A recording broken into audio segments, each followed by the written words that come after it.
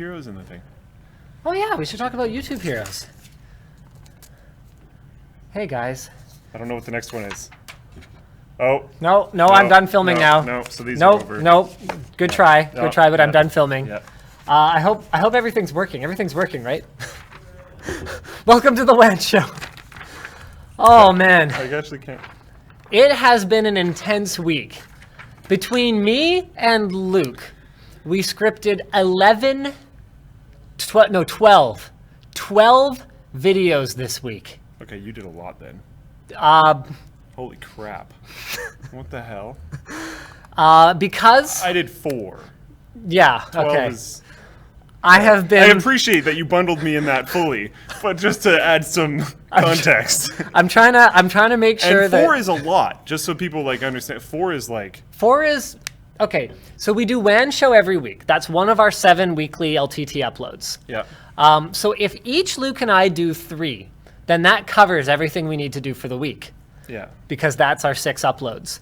So if we produce 12 in a week, then what that means is that in the event that Linus's wife, who was induced this morning, gives birth in the next 18 or so hours, like she did last time she was induced. Supposed to was happen. It's just like how it's supposed to work. Wasn't a sentence. Then we will have a full additional week based on what we produced this week.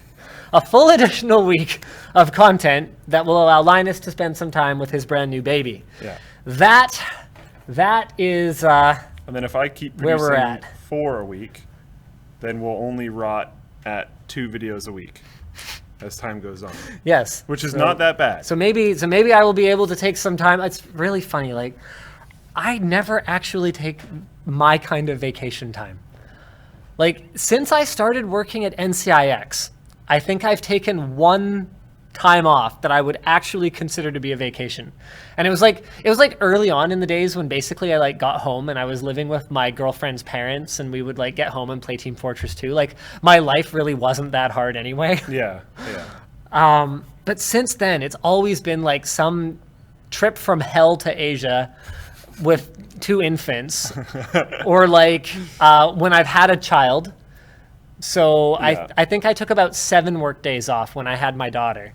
But this time the plan is, and this has actually been kind of incredible. Like, our team is now 15 strong as of the new salesperson that we've added, who starts not this coming Monday, but the following Monday. Okay. Now 15 strong, and the team is now structured such that I'm hoping to take 2 to 3 weeks off to enjoy with my new child. To be fair, out of all of those new hires, from 3 people to 15 people, you haven't added anyone that's going to help with what you do. The core part on of what LTT, no. Yeah. On Superfun and on TechWiki, I have. Okay, but Superfun used to be a much smaller commit. Yes. But TechWiki was a lot of work for me. Yeah.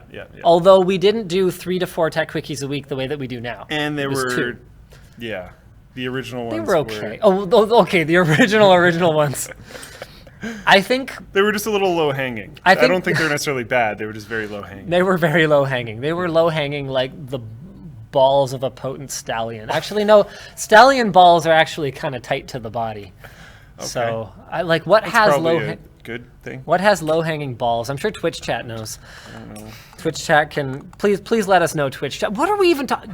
Do we have topics? Preferably today? no longer low-hanging balls. I can get us some topics here. Sure. There's one. There's okay. One. For topics today, Yahoo confirms a 500 million account breach for people who will never even know that this breach occurred, because let's face it, they are not that Twitch savvy, internet savvy. Yeah. They have Yahoo accounts. Yeah. Moving on. Total Biscuit's tumor is down 50% in size. That is excellent news. That is so good. Is it? Okay, I know that... Because of like a new treatment and stuff, and that's after a very small amount of sessions. I know that inoperable means that it cannot be operated, but is it operable if it can be operated on? I would assume so. Yeah, I don't know. Yeah, but English is stupid. And medical stuff gets crazy. So yeah. You've got that combination. I don't know. Okay. Twitch I mean, flammable and inflammable, same thing. So like, Rip English. Yeah. What else we got? Palmer Luckey is financing Trump memes. So. Well, they're more like anti-Hillary memes. We'll get into it. Sure. Yeah. Yeah. And Apple patents a paper bag. So, yep. Maybe you can store your Bluetooth headphones is it a in lunch bag? Is it because it could have an apple in it? Oh, That's not even funny. That's not even like an oh damn moment. That's just stupid. That's okay. I really appreciate you like no worries. looking out for me there.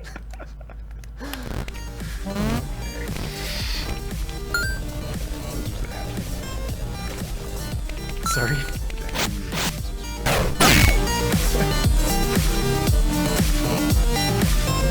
Book.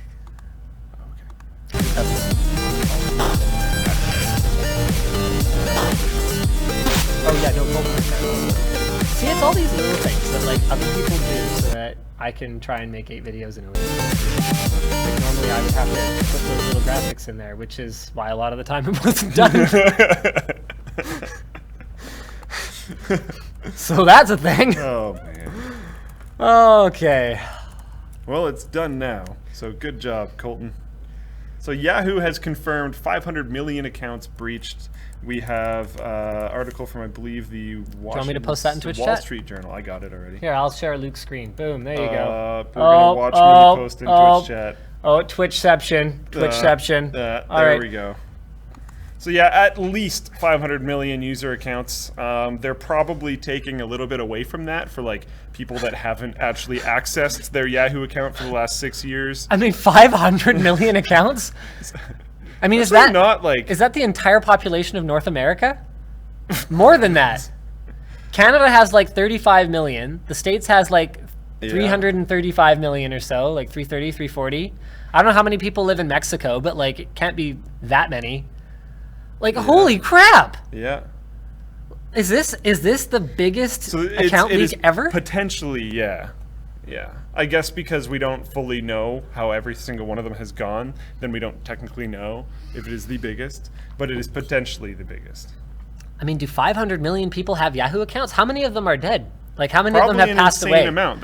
Yeah, like actually people who have passed away. A lot of these are probably people who like, oh, when I was 10, I made an email account called like Sephiroth XXX69 boy, and now I have replaced that with my real name and then at Yahoo. Like, there's probably a lot of those going on. Frighteningly enough, Sephiroth porn is probably a thing.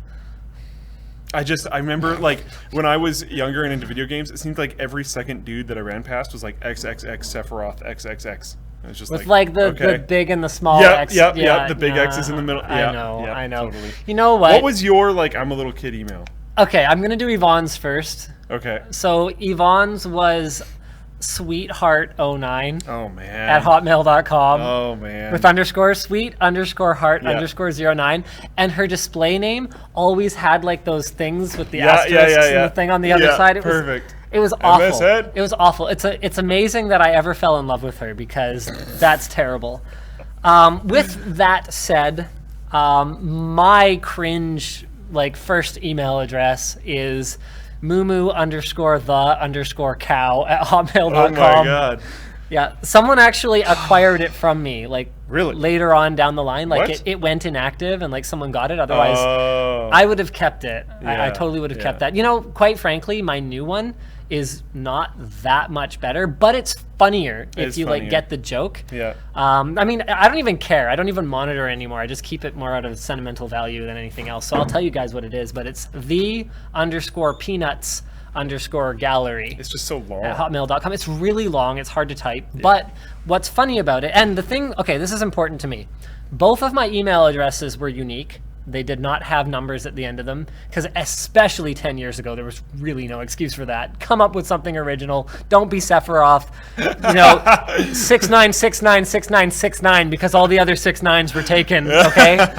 So they were both unique, and the Peanuts Gallery is actually pretty funny because, you know, my personality of being loud and outspoken and sometimes wrong is directly sort of like, it is kind of similar to what you would expect from the Peanut Gallery, who I forgive me if I have the origin of the term wrong, but it dates back to, I think, Shakespearean times when the peanut gallery was the standing audience in the theater, the poor people who like left a lot of peanuts, peanut remains left on the floor. So like they were kind of like, and they would yell during the show. They were uncouth. So I called myself the Peanut Gallery, and then I'm the Peanuts Gallery because my name is one of the characters in the comic strip Peanuts by Charles Schulz, Linus. So I was like, haha, I am so clever. This is unique. No one else would ever want this email address. Also because it's so damn long. Yeah, so that. Okay, so what's your cringe email?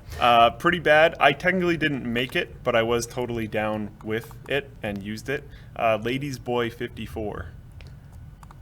54 was my Ladies current Boy football 54? number. I didn't want to use man because I was too young. I didn't self-identify as a man at that point in time. I self-identified as a boy. Oh, I'm so triggered right now. So it was, yeah, ladies. But apparently I was into older women because I used ladies instead of girls. Well, girls boy 54 just doesn't really even mean anything. Sounds a little weird. Yeah. Yeah. So it was ladies boy 54 Ladies boy at 54. hotmail.com. Yeah, that was I actually tried to get it back. I remember when I finally abandoned it, I just made its password something crazy so that no one would ever get into it, and then now it's just gone. I tried to like get it back the other day and like see what I used to do because I don't even remember. But What brought this on anyway? I'm definitely curious. what, Ladies Boy 54? Like why were you trying to get it the other day? No, not the other day. Oh, like okay. quite some time. I don't remember when, but like I went back to try to like, oh, can I get my old email back? All the older women in the audience are freaking out, by the way. Because they're like, they have a chance now. All the older women, like my mom. It's like, Well, she could be freaking out right now. Probably because she's embarrassed. Yeah. But yeah, there's probably an extreme lack of that currently watching. Yeah. But yeah, that was my old email. Oh, that's funny. Hooray! Have we even covered a topic yet? Oh yeah, the Yahoo thing. Oh, that's excellent. Okay, good. So I don't know. We haven't actually really talked about any of the details of the breach. So I guess. Yeah. Oh, the reason my laptop is running so poorly is that Heaven still thought it was like running on an external monitor or something. Oh, that's very inconvenient. Okay, Yahoo I will believes deal with the that. hackers are no longer in its corporate network. That's probably good.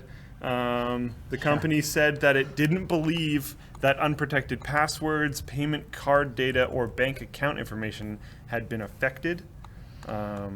Okay. Do they say what was affected? Yeah, I'm trying to figure that Blah, out. blah, blah, investigating claims, blah, blah, blah, blah, blah, blah, blah, blah, blah, blah. It's unlikely to affect the terms of the Verizon deal, so that's good. Even though they said that they weren't aware of any security breaches on September 9th. So. The intrusion happened in late 2014. So by now, like, oh man. Wow. Basically, they didn't even really start investigating until July when Yahoo started looking into claims by hackers who were offering to sell 280 million Yahoo usernames and passwords. Like, oh. They said that the information for sale wasn't legit, though, and eventually determined that they had been breached by a state-sponsored actor. So we'll kind of stay tuned, I guess, and see how many of our grandparents should probably change their Yahoo account passwords. And my girlfriend, stop using that email. She uses Yahoo? Yeah. Why? You know, like I like subtly roasted her for this like a while ago on the WAN show, but now like, come on. My aunt, who has been retired for the last 5 years, uses Hotmail at least. See, Hotmail's even better though. I know. It's Yeah. like you're on the Outlook platform and stuff now. Like Yeah. it's fine. It's just an older name. Yeah. Ah, man. It's garbage. That's disappointing. All right. Researchers lead the way Ha-ha! towards a method of unhackable internet communication. Okay. Grain of salt. Oh, yeah. No, okay. So I see where this is going. So quantum state kind of internet networking stuff is iffy because if you try to intercept it before it gets to its destination, the data inside will change. So it could be hacked, sort of, but they won't get what you were trying to send, if that makes sense. And there would still be means of, part of the problem is that the use of the word hack has become so perverted from the actual definition that because like a very effective hack in this scenario could be to hit everything and make it so that each side can't communicate with each other properly because everything that's going in each direction is scrambled. Yes. Or another hack could be as simple as installing screen recording software on someone's computer and intercepting the data that way. You don't have to, be all like CSI, like intercepting transmission, retransmit, like it doesn't hack the coffee mug. Like it's not. It's upside down now. Yeah, way to go. If you didn't get that. Way to go. I tried, but then they can't see it because it's behind. That's not the only means of hacking, and lots of forms of hacking, including social engineering hacks, will very much still exist, and this will do absolutely nothing to at all help fight against that. Social engineering is not hacking. Yeah, it constantly gets used in that way. But we call it that. Like, Linus's Twitter got hacked. It's like, no. No. In the purest sense of the word, Linus's Twitter account was compromised, but it was not hacked. Because calling it a hack would be giving the folks involved in that far too much credit. Yeah. All right, so anyway, basically it's a group from the University of Calgary that teleported the quantum state of a photon to a location 6.2 kilometers away using fiber optic cable. Researchers in Shanghai sent states of photons 14.7 kilometers across that city. So they believe that widespread adoption of quantum teleportation technology could usher in a new era of unhackable internet communication. The first step, though, is figuring out how to send that quantum information over the vast distances, we're talking not a few kilometers, of fiber optic networks that span the entire globe. Although, like, internal LAN connections at extremely secure facilities using this could be pretty cool. That would be pretty cool. Yep. And basically, I mean...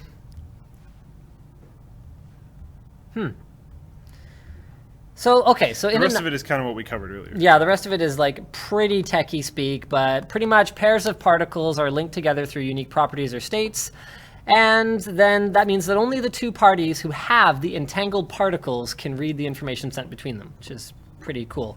Hackers trying to eavesdrop would introduce detectable anomalies, and the two parties could abort their communication. So this is the kind of thing that I see being more like a military thing within any kind of like reasonable period of time. And I don't know if it would ever make its way to like your Wi-Fi router. For a number of reasons. So don't just consider like, these guys are saying that technology isn't going to advance. Like, that's not necessarily what we're saying. There could even be legal reasons. The government likes to have ways to sniff on your stuff. So they literally might not make this possible for you. They can sniff my stuff anytime they want. It won't smell good, but that's their problem. It might smell good. You just get out of the shower, it's all right. All right, this is freaking hilarious. So incredibly not surprised. Haven't we been saying this for so long? I actually, it's, you know what? It's not something that we've like ranted on, but it's definitely something that we have talked about internally a lot. Yeah. Turns out Facebook was inflating their video view stats for 2 years. Miscalculation likely led to an overestimated viewing time of 60 to 80%. Oh my God! That's insane. So, this was according to a letter sent to an ad buying agency that was reviewed by the Wall Street Journal. So basically, Facebook has been trumpeting that they are the next destination for online video, that they get X number of views. Like you look at any video on Facebook, it has a view counter under it.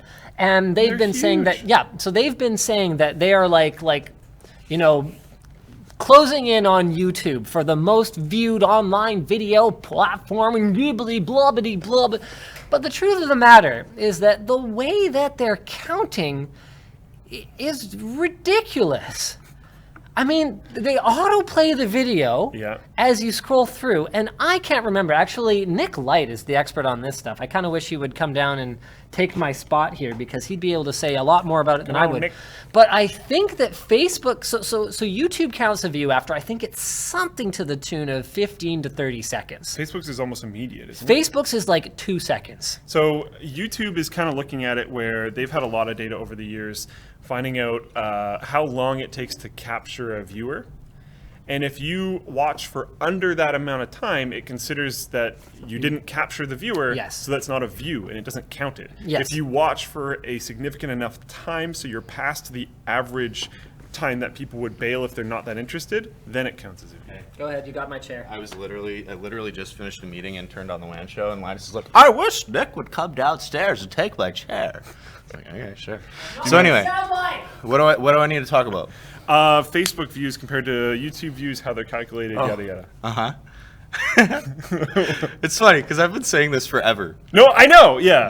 Because you have it standard that that videos autoplay, make people disable it so grandma watches every single video that's on her timeline, because technically I'm not exactly sure how Facebook counts a view. I know on YouTube it's something to the tune of a number of seconds. I don't know what the number of seconds is.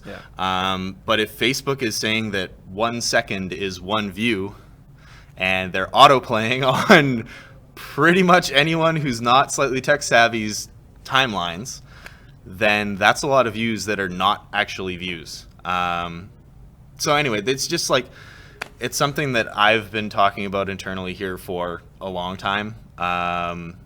That I was speculating essentially that Facebook may have been overinflating their view numbers, and it appears that may have in fact been allegedly correct. Yeah, by the tune of 60 to 80% apparently, which is hilariously awesome.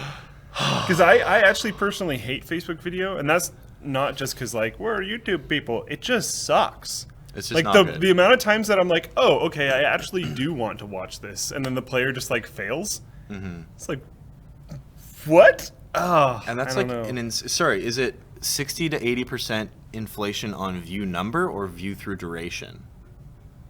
Do we know? Estimated viewing time of 60 to 80%. How?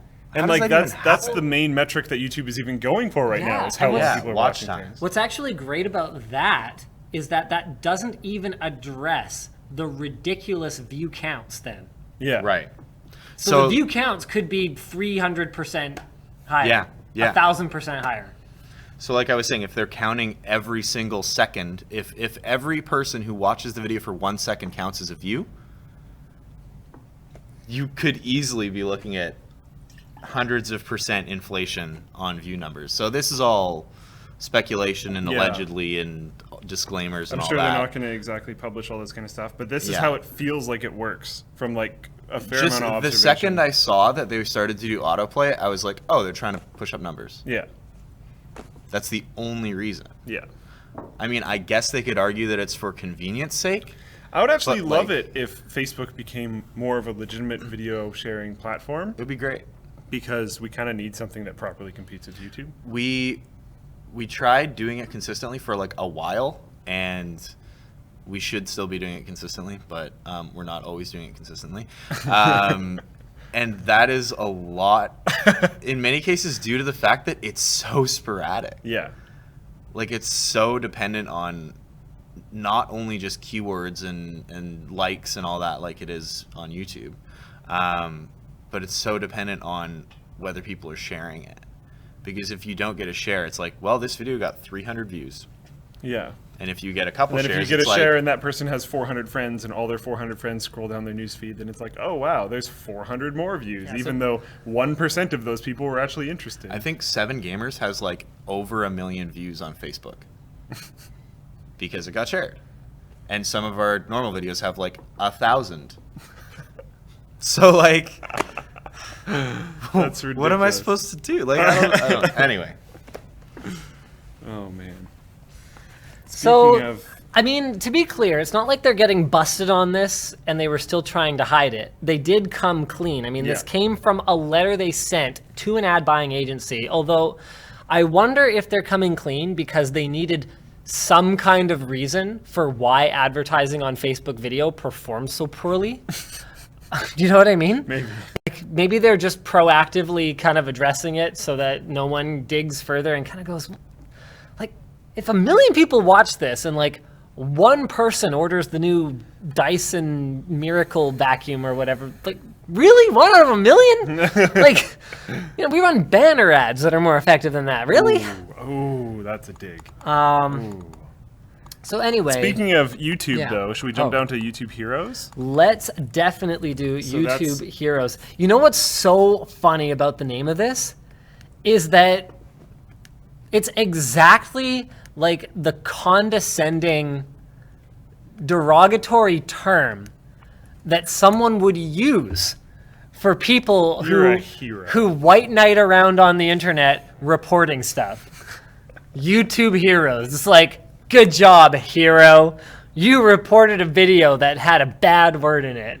Good for you. Now, to be clear, I do think that the YouTube Heroes program has the potential to offer a lot of benefit to the YouTube community at large. And we'll go ahead and we'll fire up the YouTube Heroes page here so you guys can have a look at it. It's a Google support page here. But there is also, like everything Google does, like how do they not? Oh, look, they're in. They are the most. What this needs, like, this could be very cool if what happened was when enough heroes flag something, it gets manual, actual person oversight afterwards. That's not going to happen. But if that did happen, that could be actually kind of cool. And I don't understand why Google doesn't understand this, because they are the internet companyist of internet companies. Like, no, they do have a physical product. Okay, technically Google Glass is a physical product. And Chromecast. And Chromecast is okay. So they do have physical products. Audio. But all of their physical products are internet, okay? Our internet, is that even? I don't really think so. Don't worry about it. IoT? Whatever, okay? They're like, they were like forged in the fires of Mount Internet, okay? And they've got the internet ring, okay? The ring bus, token ring. I'm trying to bring this back. Not happening. Topology. What are we talking about? Ring topology. Okay. What? Basically, there's no excuse for Google to implement things that appear to internet denizens like us as though they've never seen the way online communities interact before. Yeah. So people will become heroes for the sole purpose To troll of the trolling crap out of people. the crap out of people. H3H3 actually said it in a really interesting way. If you go to the YouTube Heroes video page and you see the ludicrous amount of dislikes, and then you look down a little bit further and you notice that YouTube has disabled comments on the video, Ethan pointed out that if you're scared of those people, those are very directly the people that are going to enter this program and are going to troll the crap out of you and everyone else on this platform. So we haven't actually explained what it is yet, which we should probably do. So Heroes Level Up. Like, does this just feel like an executive with gray hair, like, was sitting in a boardroom? So the kids these days, they like the video games, and in the video games there's the hero, right? And the hero levels up. You get experience, and then you level up, and then becomes more powerful and gains abilities. Oh, interesting. Yeah. We should gamify the most boring part of the entire platform. Moderating it. Yeah. Okay, so that's what it's for. Heroes. Also, there are other bits, and these bits are cool. If you subtitle things, you can get like points towards your hero thing, and subtitling things is awesome. And I think there's something else. I was going to go through the whole list. Okay. So heroes level up by doing what he said. Yep. Sharing their knowledge effectively with other users on the YouTube help forum is another big one. By flagging inappropriate videos. That's where the problem lies. And each type of contribution is worth a certain number of points. So Accurate reports of videos that violate community guidelines is 1 point. Contributing a subtitle edit that gets published is another point. Answering a user question on the YouTube help forum with a comment selected as the best answer is 10 points. So they say... They don't have captions in there. Are they considering subtitles the same as captions? Because those are actually totally adding captions and subtitles to videos are both in the... No, I know, but then it says down below, when it says actually earn points, it says contributing a subtitle edit that gets published equals 1 point. I'm pretty sure they mean captions and subtitles. I think for the purposes of... I think there is a subtle difference between them, but I don't remember what it is. I think that captions are native language. And subtitles can be either. I think. I'm not That sure. sounds right to me. That's what I was going to say, I think. Okay. So maybe we're right, and if we're not, then Twitch chat will yell at us, but I'm not definitely. looking at it right now, so I don't care. I'm going to look. I care about you. All right, so it's currently in beta. It's subject to change. Effectively, you can unlock rewards, which is kind of... Here, let's go ahead and unlock rewards. So hero levels. Level 1, become a hero, 0 to 9 points. You can access the hero's dashboard and join the community. A level 2 hero learns at exclusive workshops and can take part in hero hangouts. Like, can you imagine? That would be even worse than being in like a student government meeting. Closed captioning is like listening to a video for the deaf. And subtitles is just... Yeah, but effectively, So they're both text at the bottom. They usually look different. Yeah. So closed captioning usually has a black background. Yeah. And subtitles usually are like a black drop shadow on white text. Like it's sort of weird. Yeah, it's just... I don't think that's enough of an answer, but Yeah, but there you go. Can you imagine like being in a hero hangout?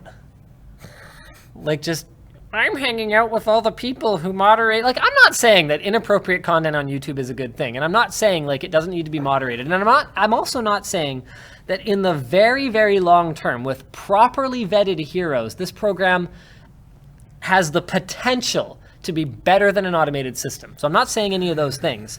I'm just saying that there is so much room for human error that didn't exist before, and people who sit around and moderate YouTube videos might be nerds. apparently a few people have actually said that we're right with subtitles and captioning. Okay, cool.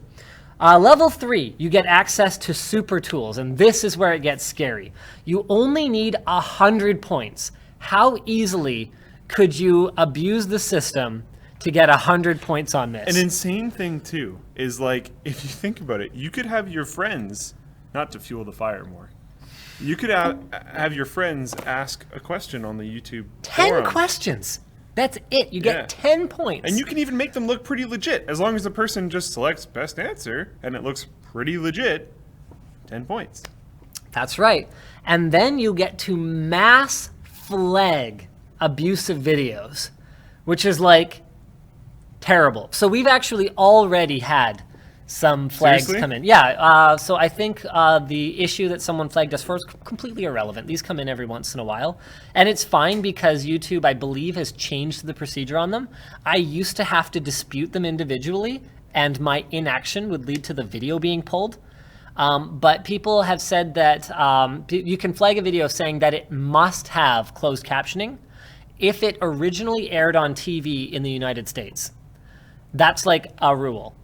So people can flag it saying, I think this video must have closed captioning. And it used to be that I would get my monetization removed, if nothing else, on those videos if I didn't demonstrate that my video was not a TV show at some point in time. And I'm sitting here going, this is ridiculous. Yeah. So I think we got hit with a mass flag of those already. Okay. And I'm just kind of like, okay, that's fairly minor, I guess. At level 4, you get to sneak preview product launches and contact YouTube staff directly, which is amazing because it took me until a year and a half ago to have direct contact with YouTube staff. That might be bad because it might clog the system. And getting closer to YouTube, 1,000 plus points means you can test products before release and apply for the Heroes Summit, which sounds like the most boring possible place you could ever go. But you know what? Power to you if you're into that sort of thing. I mean, maybe they'll bring like celebrity YouTubers to the summit or something so you could meet PewDiePie or whatever. Like, I don't know. YouTube has the kind of money that would allow them to... I doubt afford to PewDiePie do likes that. this, though. Yeah, I And mean, I doubt PewDiePie needs the money. the super He releases a popular lot of people- videos like trolling the crap out of YouTube because they keep doing stupid stuff. Yeah, fair enough. So I mean, basically, it's maybe eventually. It's like so many. You know what? Okay, it comes back to exactly the same conversation I was having about the way that they were cracking down on non-advertiser friendly content. Right now, it's terrible. Give it another couple of years and they'll probably have worked out the kinks, but that doesn't change the fact that this is going to create a lot of unnecessary busy work for people who are just trying to use the platform legitimately, and running around and pinning, like, you know, merit badges on people for reporting stuff that, you know, might not technically be within the community guidelines, but like, come on. Just, it's like the community guidelines are, you could pull down a lot of content on YouTube based on the community guidelines, and it would, in my opinion, destroy a lot of, you know, the things that people were whining about with the whole advertiser safe policies thing. Like it could destroy a lot of the free speech and openness of YouTube to have people running around flagging anything that offends them. a lot of community guidelines are in place so that if you go far enough, they can hit you with a book. Not necessarily so they can actually be enforced 100% all the time for everyone. Yeah. So, yeah, this is great. 53NT13NT, great username. Says hall monitors. Yes. Yeah. That is, YouTube has basically implemented a hall monitor system, Which was always terrible. which was always terrible. So SJW report system. Yeah, like basically that seems to be what we're looking at. That sounds like the most boring summit that anybody could be at. What would be its purpose? Do you go around and meet other people who like abusing moderation powers? I think in the right community, getting like, we call them moderators actually, like on our community forum, but getting together community leaders is what I would think of them as more like. Yeah, and Could be cool. when you have that, it's a contained community that's supposed to generally be about one thing, and you have a relatively small, compared to the entirety of YouTube, subset of users, and there's essentially one category. It is a tech forum. Yes. These guys are just like, go on YouTube and look at whatever you want and click the buttons. Like, I don't know. Like, if you don't understand the humor of a channel, and they're doing like satire or something that's a little bit edgy, and then you decide to flag it because you're like, this is bad content, you don't realize it's a joke, that could go bad. And I am not just salty that I do not have any hall passes, okay? And that I was not selected for student body president, okay? I wasn't ever student body president. I was on the Hillary student was student body council, president. and I never went, and they got really sad about it, but I didn't actually apply. They just put me on the student council. What? So I was like, I'm not going. And they were like, you have to go. I was like, I'm not going. There's no way I would ever do this. I wouldn't even want you on student council. Why? Cause rude. You'd be all like, we need more showers at the school. Well, no, we had enough there. You had enough there? We don't have enough here. We Yeah. should get showers here. Ah, see? See? Exactly what I was afraid of. Let's do ad spots. Squarespace. You could make a website about a shower if you wanted. If we did enough Squarespace spots, maybe we could afford Luke's shower. That is why Squarespace. No, that is not why Squarespace. Squarespace lets you build a beautiful website that looks great at your computer, on your phone, or in the shower. Similar to how you would look great On your once phone. you get out of the shower. On the new iPhone 7. Yeah. That's water resistant. Thank you. Water resistant. I Yeah. appreciate that. See that? See Yeah. that? Right there. Yes. That's me listening to you, buddy.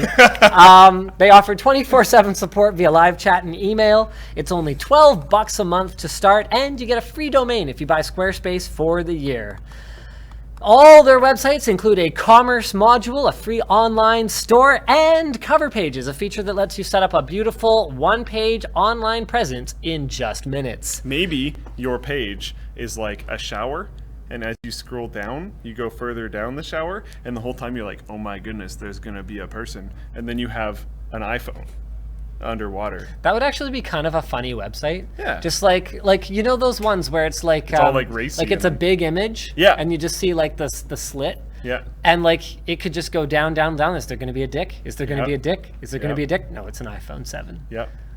I like that. Yeah. We should someone should make that website Probably. on Squarespace. Yeah. And if they did so, then they wouldn't have to pay for the first 14 days because Squarespace offers a free trial that lets anyone try it, see how easy it is to use before buying and deciding to use offer code WAN to save 10% when they decide that that website really needs to be on the internet forever because it's an important piece of artwork. Speaking of important pieces of artwork, tools are not really art. And iFixit makes toolkits that Someone put away improperly. someone put away improperly. And this is my kit, but it was in the workshop. So Uh-oh. I don't know what happened there. Are all the pieces there? Are you going to have to rage face?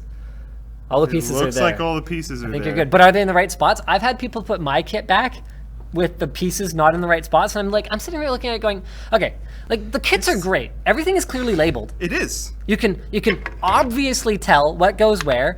This is the 64-bit driver kit. So it won't run on Windows XP, but as long as you've got Windows Vista or later, or actually technically there was a Windows XP x64 edition, but it was terrible. No one used it. No one used that. I actually did run it for a little while. Did it worked? Oh yeah. Most people I know of that had it like crashed a lot and stuff. It was actually stable on my machine. Cool. Yeah, it was one of those things. Anyway, iFixit has.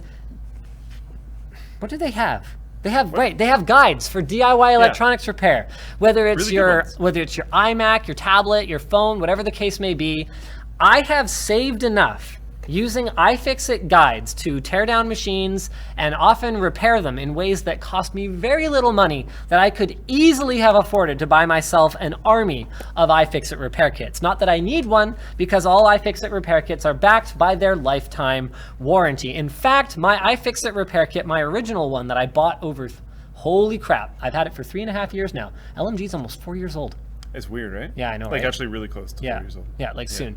Anyway, my original one still works so well that iFixit had to yell at me and tell me to stop using it on camera because it's old and outdated, and they're supposed to be. I'm supposed to be doing sponsor spots for the new one, but my old one still works exactly perfectly That in means every way. We're getting closer to me working with you for 6 years. Then, whoa. Then nothing, I guess. But we're getting we're getting close to that. I was thinking like all my previous jobs combined, but that's not actually quite true yet. We're getting close. We'll get there. We're We'll getting get there. close. Yeah. Also in the ProTech toolkit, which is the one that we actually have these awesome embroidered ones that they sent us. Which See? is why I know that is someone put it back in the workshop when they took it from me. Yeah.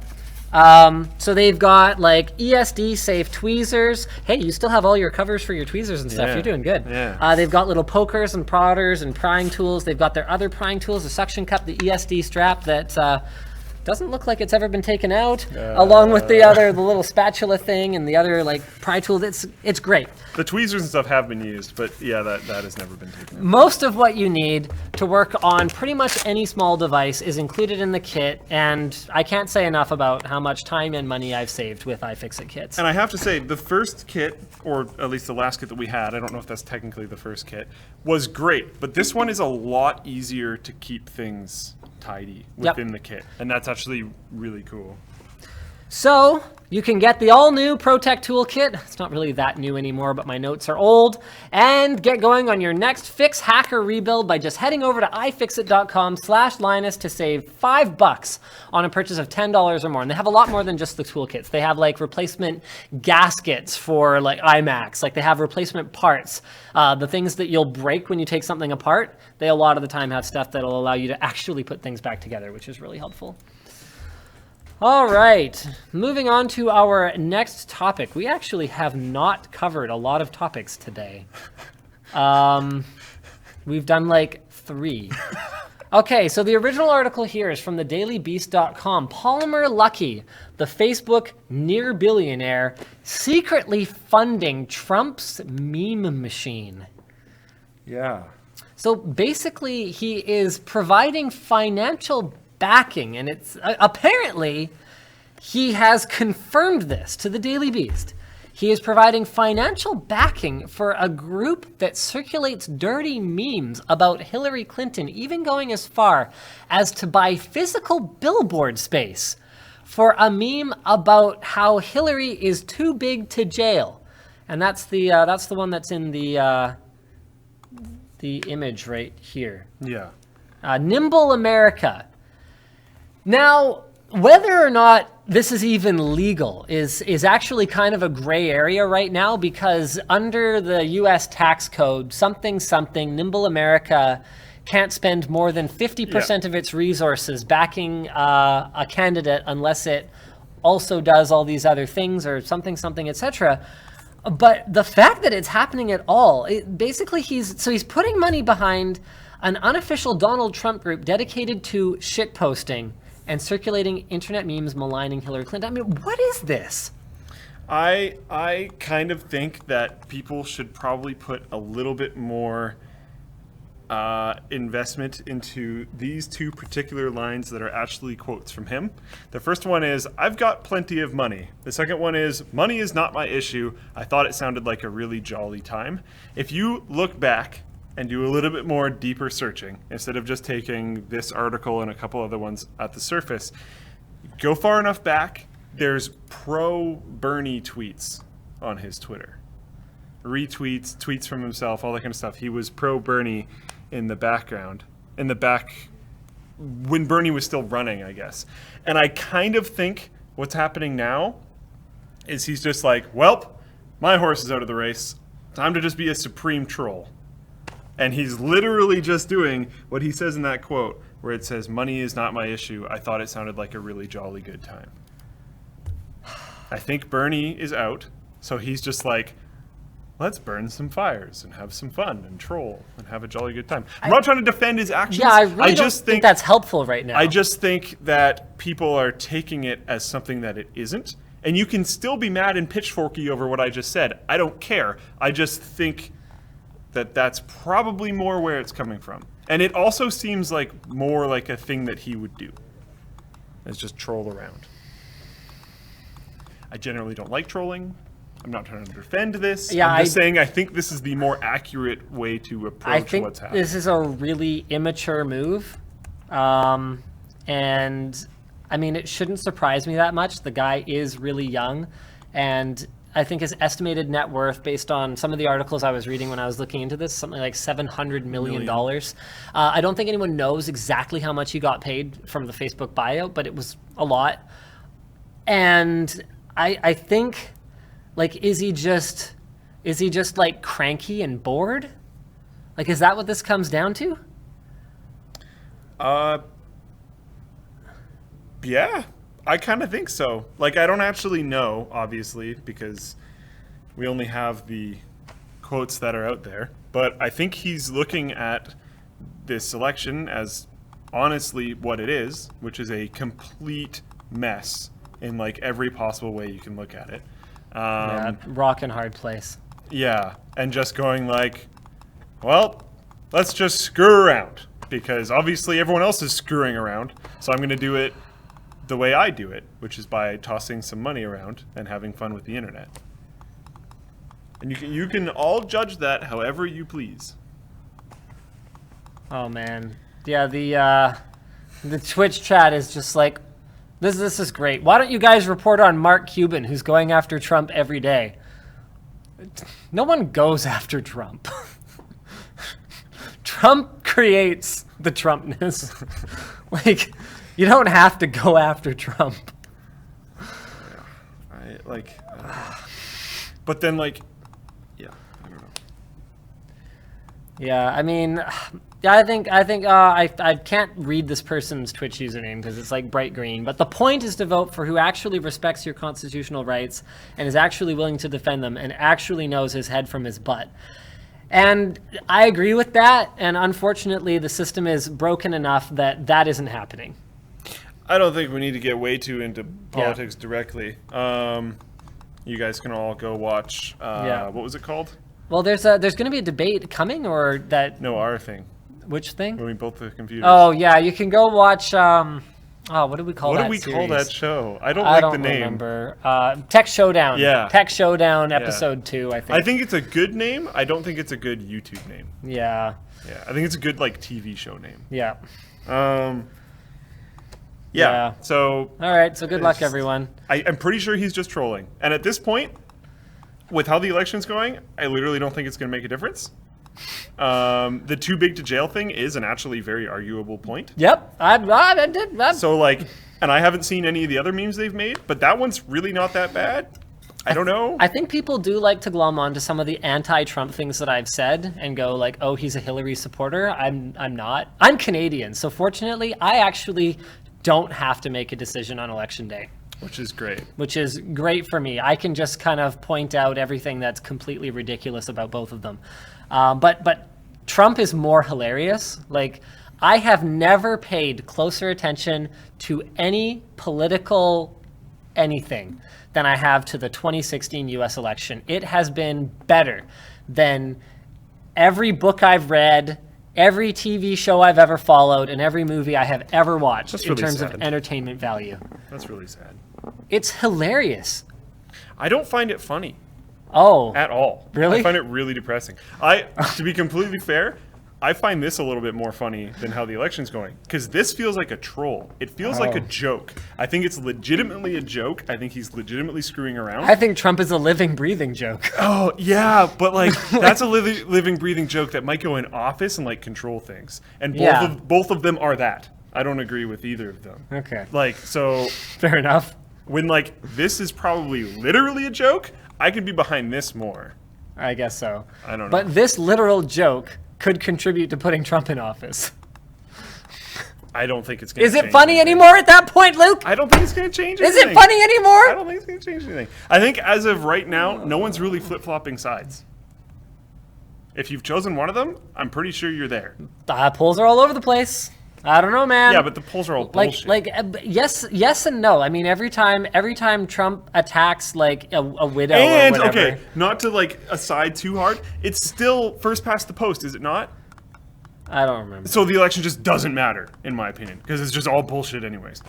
So just everything's bullshit. You have two crazy people running. You're sounding for like office. Trump. You're sounding like Trump. It's a rigged system, man. It's a rigged system.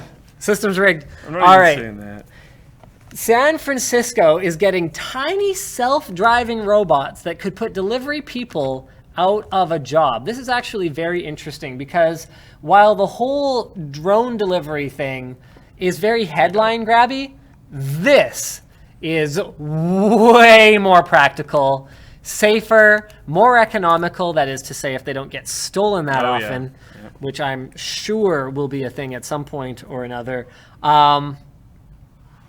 And way more likely a future than what I see happening. I mean, this is the way to handle the last mile that addresses the problems with current couriers, like the cost associated with people driving vehicles around and delivering things, the cost associated with the fuel involved in driving those vehicles around. If these things could be cheap and fast enough and easily replaceable enough to have enormous fleets of them, then it could actually become truly more economical to order things online than to go and pick them up in bulk at stores. And this should be terrifying to brick and mortar retail. Absolutely terrifying. More so than to delivery people who will still have to be involved in larger shipments and customs brokerage and that kind of stuff for quite a while moving into the future. So the startup, what's the startup called? Starship Technologies? Yeah, it's an autonomous robot.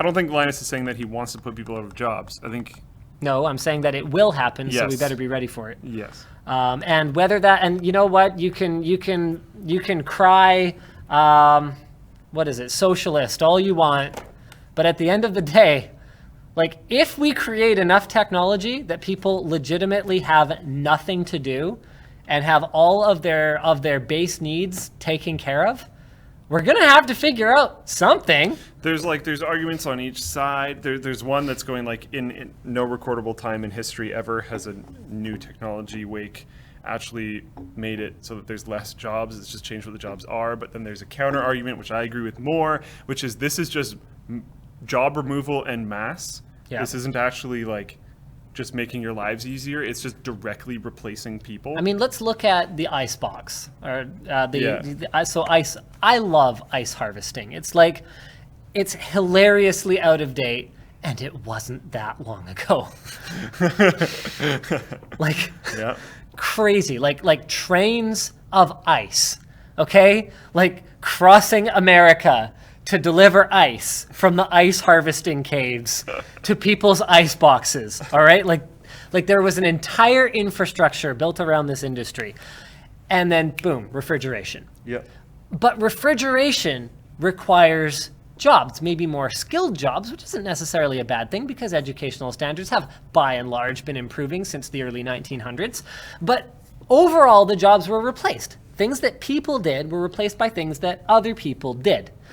So net, maybe you even gained jobs, like you do it many times as this whole thing progresses. It's And just more convenient for the people that are using the thing. that's right. However, looking at some of the automated things that are happening now, replacing the person who flips burgers with a machine that flips burgers, replacing the mechanic who changes the oil in your car by hand, because every car is different, with a machine that just swaps the battery on your Model S in, what was it, like 10 minutes? It's less than it takes to fill up your tank of gas. Something along I those don't lines. remember yeah. exactly what it was. Not a lot of time. Now we're talking about people who actually just don't have any work to do. And it's very different. End-to-end replacement. Not only are you just replacing the guy that flips the burger, you're replacing every other line of cooking that's in there. You're Yep. also replacing selling things to people. The food delivery. You're also replacing the food Yep. delivery. You're also replacing the food harvesting to some degree. Yep. You're also replacing like everything. Yeah. So basically, this robotic courier picks up goods from a centrally located logistics hub and delivers them to homes within a 2-mile radius. Through a partnership with Mercedes-Benz, the company is experimenting with loading a bunch of robots into a modified Sprinter van that drops off the delivery bots along its route. Now, when self-driving vehicles loaded up with, it's going to be like Phantom Menace, man.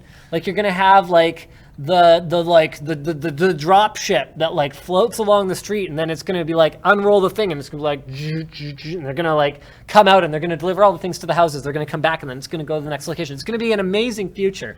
We just need to figure out the role that people are going to play in it.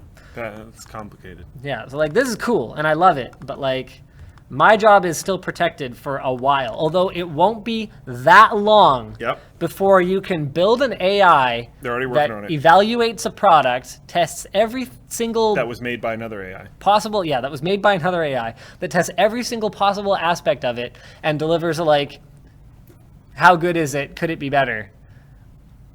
And yeah, And then the places Well, making that's these products depressing, will Brandon. just have those in their studios where they're making the products, and then the robots that are making the products will know exactly how good it is, and then they'll price it exactly where it's supposed to be. So you won't really need the reviewer bots because you'll just know that everything is price scaled exactly perfectly. so all the spend time. more and it'll be better. Yep. Period. Yeah, for everything, always.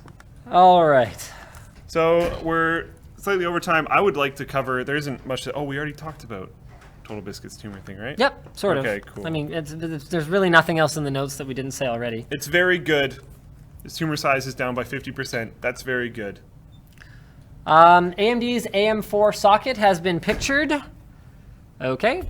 It has like 1,200 pins or something like that. I don't know. Hooray. 24 PCIe lanes, which is really interesting. So AMD is apparently targeting squarely between Intel's mainstream platform and their enthusiast platform, just based on that. That's all I'm going based on. But that is actually very interesting to me. So dual channel DDR4, which is frankly all we need on the desktop anyway, 24 PCIe lanes, meaning that AMD seems to think they're going to be that better than the mainstream, but like enthusiast grade, but cheaper than enthusiast option, which is a void that Intel has stubbornly refused to fill over the last 4 to 5 years. Really interesting, because Intel could easily build a more complex quad-core or a 6-core in terms of the die size cost associated with that mainstream platform. They just choose not to. They choose to put better onboard graphics. If AMD comes in and turns the screws a little bit on Intel, we could be in for a fascinating couple of years here. Apparently, it's not that many pins. It's not that many pins? 1331. Yeah, 1331. That's more than 12, whatever that I said. I thought you said something else. Oh, okay. I don't know. Twitch chat's trying to correct you. I don't know what's going on. Get wrecked, Twitch chat. Spotify and Tinder link up to form a match made in heaven. If your heaven is swiping. If your heaven is swiping. People. And listening to music for free. Yeah. I mean, I think it's actually not a terrible idea to have people with similar music tastes. Sure. Yeah, like, I mean... So you can swipe someone and then just be like, Justin Bieber, nope. Yeah, exactly. Or Justin Bieber, yep. His new stuff's okay. I don't know. I meant, like, that's why I added the yup afterwards. I don't listen to new stuff. I'm old now. I listen to the things on my server now. I'm that guy. Oh. Yeah. Or Monster Cat's 24-hour FM mix, because I could stream that. Because Monster Cat's cool and stuff. So I either listen to Monster Cat because they don't mute my VODs, or I listen to stuff on my server, and that's it. Excellent. Yeah. Or the radio, because I don't pay attention to it, and it's in the background. I still listen to the radio, too. Yeah. And I actually listen to it, like, over the airwaves. Like, I don't have a fancy app. Yep. Like, even though the only station I listen to, like, you could just listen to it in an app. Yeah. Anyway. But I would never listen to it in the app, because if I'm somewhere that doesn't have a normal, like, AM/FM radio, then I'm just going to listen to music that I have off my server. So anyway, you can link your account, and the music taste begins to become part of your dating profile. And you can also pick a song to be your anthem that describes who you are. So that's supposed to be a way to understand a person through a single piece of music, which is unfortunate. Don't laugh, Brandon. You know that, a single person. Just songs. Yeah, a single piece of music would have been enough for Brandon. Wow. It's like, do they have a song about taking pictures? Polaroid picture! That's fantastic. Okay. Our buddies over at Lime Technology have released the latest iteration of UnRAID. So all the features that I've been demonstrating since 2 gamers, 1 CPU are finally in a stable release. Hooray! Hooray! So they get VLANs, multiple Ethernet support, no device limit for trials, so you can actually try out UnRAID in a way that's not frustrating, which is Oh my god. kind of cool. Everyone's doing Nickelback. Look at this photograph. Yeah! That could be Brandon. Brandon could have a bunch of music under his profile. They've added dual parity support, so if you're worried about 2 drives failing at a time and losing data, then you no longer have to worry about that. They have a GUI boot mode now, so you don't have to access it on first boot over the network, which I personally find helpful. I find that, because, like, I don't care. You can tell me all day that this should work over the network. Just type this into your browser. No. Just let me plug in a VGA port and a PS2 keyboard, and then I will believe that it will work. Yeah. So that's pretty happy for me. Major updates to virtual machines. So I will be trying to do like a multi VR gamers 1 CPU over the next little bit. So stay tuned. I'll be looking at some of the new 6.2 features there. You and the I think it's 0.3% of Steam users. Well, why are you a hater? I'm not. Okay then. Opera browser unveils a free unlimited VPN service. This raises my eyebrow because nothing in life is free, and especially user data is very, very valuable, possibly valuable enough that you could operate a VPN service for free with what that would be worth. And I'm not saying they're doing that. And I'm not saying that... Well, Opera was relatively recently bought out by some, like, I think, random Chinese company that people don't know a ton about, if I remember the article correctly that we covered on the WAN show a few months ago. That's probably not noted in here. So it's a free, no-log, easy-to-use VPN service available directly in the Opera desktop browser. Christian Calandra, Senior Vice President of Opera Browser for Computers, says, if people knew how the internet truly works, I believe they would all use a VPN. I don't believe any of them would use a free VPN if they knew how the internet works. Yeah. By making our browser VPN free and easy to use, we hope to make it an essential tool, just as the locking key is to your house. I also wouldn't put Opera in charge of the lock and key to my house. Someone in Twitch chat said that they tried the Opera VPN and it's terrible. So maybe that's how they're getting around the costs. It's just Really bad. Oh, okay. Well, hey, maybe my tinfoil hat is too strong today, and I should have just gone with my general skepticism hat.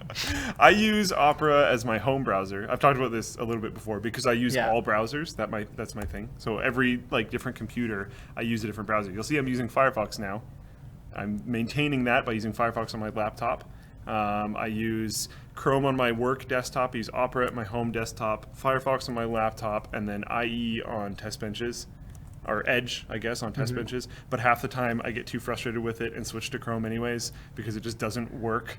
God, stupid Edge. I still hate how the bar is in the middle until you type in it. It's like muscle memory, okay? I know where to find the browser bar. Don't move it. Period. It's fine where it is, or was. Yes, and don't move it. Put it somewhere and don't move it. If you decide the best place for the URL bar is in the middle of the screen, then stick with it. And if it's not the best, don't put it there ever. Yeah, because it's not. Because the second you would navigate away, it would be right in the middle of your freaking That's really screen. stupid. Yeah. And it's no less stupid doing it some of the time. Yes. Samsung announces the 960 Pro and 960 Evo SSDs boasting blistering fast sequential read speeds of 3.5 gigabytes per second and writes of 2.1 gigabytes per second and something like 3+ times the random IOPS of SATA SSDs. We are finally at the point now here where NVMe SSDs are coming into their own and are going to be legitimately much faster feeling day to day than a SATA SSD. How long do you think until we start seeing it as a rather common thing for a user to have no cable-based drives? Oh, well, in laptops, already a thing. I mean, Razer Blade doesn't have a spot for a drive. It has one NVMe slot. Oh, okay, I see what you're saying. That's it. So in laptops, now. Yeah. In I mean, like desktops. desktops. Okay, so we're already at the point where that cable NVMe interface is dead in the water. There's a handful of drives that support it, but it's unless Intel and AMD both get on board and start building it into the South Bridge, that's not happening. So those drives, and there's only one drive that I'm aware of on the consumer side, and that's the Intel 750 series. So either plugging into a PCI Express slot or plugging into an M.2 slot on your board, wow, I think it's going to make way more sense for performance enthusiasts and by extension, everyone a few years down the road. Probably 3 years. 3 years? That's my prediction, 3 years. The only thing that makes me worry a little bit There's already a 2 terabyte model. Yeah, but how much does that cost? But give it 3 years. So I'm saying 3 years, okay? Yeah. I wish what could be kind of cool is if we had a custom calendar just for claims that we have on the WAN. I know, right? So we can follow them up properly. Someone out there is probably doing it. That would be pretty cool, actually. It's things that Linus and Luke predict on the WAN show. Followed up. How would that go? I think that pretty much wraps it up. Americans apparently pay 40% more for TV than they did 5 years ago, which only proves that Why are you still watching? Americans should stop paying for TV. Or that the only people left paying for TV are the ones who just aren't aware of the internet. The ones who watch sports. What was it? 30 million Americans cut the cord last quarter? Some obscene number? They don't watch sports. Sports can also be streamed online. And it's cheaper to sign up for NHL Center Ice than it is to have a cable subscription. That's not necessarily true if you watch multiple different sports. Well, if you watch multiple different sports, okay, if you watch baseball and anything, I don't know how you have time for anything else. Did you know they play baseball? Did you know they play 160 games a year? I did. And that's without playoffs. What the hell? 160 games a year. You could literally spend in your home arena. I don't think they call it an arena, but I don't care. Ballpark, there. In your home ballpark. I think they just say park. Calculator. Fenway Park. Calculator. Okay, so 80 over 365. You could spend 22% of your evenings in a ballpark if you had season passes and you could eat a hot dog 1 out of every 5 nights. And that is it for the WAN show. Thank you for tuning in today. We will see you again next week. Same bat time, same bat channel. I will. You will. Oh yeah, I probably won't be here. I will probably have a new baby. And I'll be like not in this country. And hopefully that stream works at all. We should just have like Nick and Colton host the WAN show. No, I hate that guy. No. No! It's Colton chiming from the background. Charge is over. This is not happening!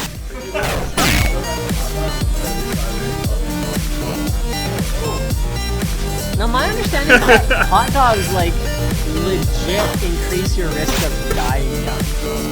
Like, but it's like there was a study and it was basically like there's a threshold. Like they're actually not very harmful until you eat a lot of them, like over an extended period of time, then you like die. Sweet. Because it's like sodium and like highly processed And like stuff. big Yeah. nose and like Well, pig nose is probably good for you. Fine. Yeah. Fine protein. Everyone knows that. Oh, God. Yeah, we're still streaming. I'll shut down the